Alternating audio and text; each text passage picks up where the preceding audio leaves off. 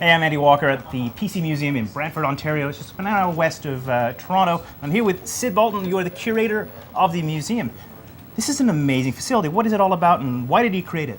Well, I've been collecting computers for about 20 years. Yeah. And I started to see the first round of people throwing things away, Right. getting rid of their computers and saying, you know what, I don't need this anymore, I don't want it.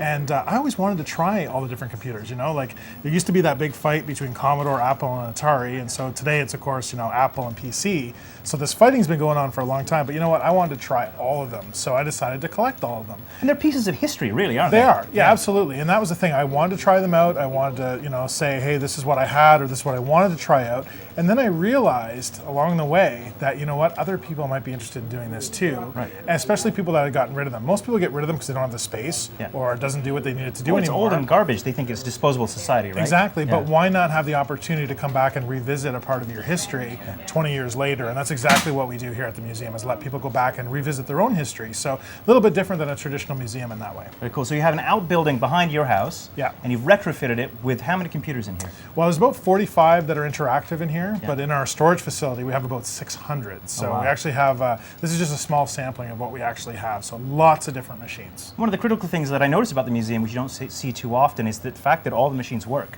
Yeah, and you can actually play with them, and that's a big thing. Interactivity for us as a part of the museum, very, very important, and one of the key things that makes us different from other places. So it's also a bit of a challenge because, of course, you know, sometimes people break things, and usually, you know, a quick turn on and off of the computer works, but we've gotten pretty good at fixing things because we've had lots of things break over time. So, but it takes a special kind of knowledge to have sort of, it's not like servicing one type of computer. We literally have hundreds of different types we have to work on. So what's your favorite computer in here? I mean, you have lots to choose from. Yes, so from all of my children, as it were, here at the museum, I would think probably the Commodore 64, for me personally, was the most single popular personal computer ever made.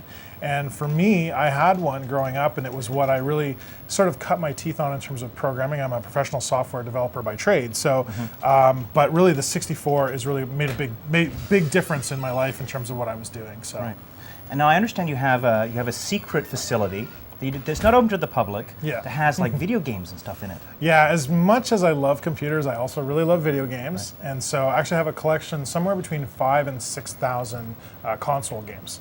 And including all the different consoles from the Atari 2600 and maybe one you never heard of, like the Fairchild Channel F, which was the first cartridge-based gaming console, right up to the Xbox 360, so and the PS3. So I've got sort of all that history, and my hope is to one day take all of the history of video games and put it together with the history of computers into one big place, where basically, you know, in terms of electronics and gizmos and games, I want to have the best place ever to go and visit. Very cool. Well, you know, so Syd creates this on the with I guess the generosity of people who donate both financially and also with the hardware and that sort of thing. Yes. So how can people get involved?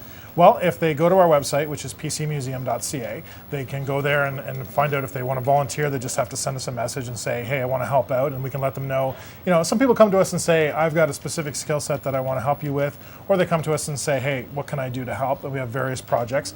We also have an option for people to adopt computers. So for a very low amount, they can adopt the care and feeding of a computer. So you can, you know, help out with the electricity that it takes to run it here at the museum, or for the cost that it takes to properly store these computers, because you can't just throw these computers into a little mini storage, especially in the winter in Canada. It's very fair expense to make. Yeah, it's an expense. So, and of course, we're a charitable organization now. Oh, good. So anybody that does make a donation of $25 or more, we can give you a tax receipt. Well, that's great. Well, I know that Sean Carruthers, my co-host at LabRats.tv, has a donation for you here. So, what do you got, Sean? I actually have a Tandy 102 that I rescued from the side of the road in Toronto.